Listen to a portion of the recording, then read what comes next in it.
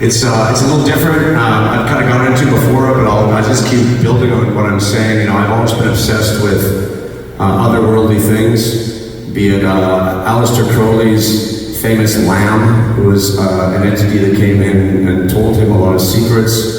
Da Vinci drew drawings of these incredible creatures that he apparently met when he disappeared for a while. All sorts of things. Tesla, who believed he wasn't really creating what he did create. Things were transmitted to him from the Akashic Record, or whatever you want to say. I've always been fascinated by this, and I've always been fascinated by the other, which I've kind of felt in a way, although I have white privilege in this world.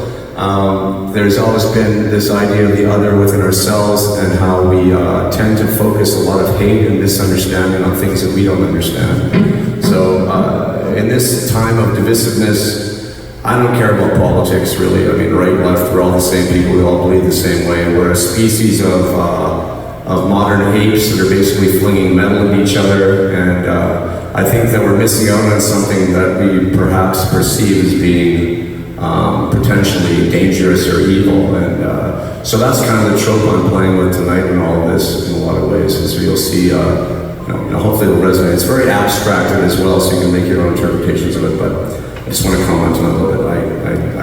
I've always been so interested in the alien species, both among us and outside of us. So, let's do Warlock, sir. Yeah.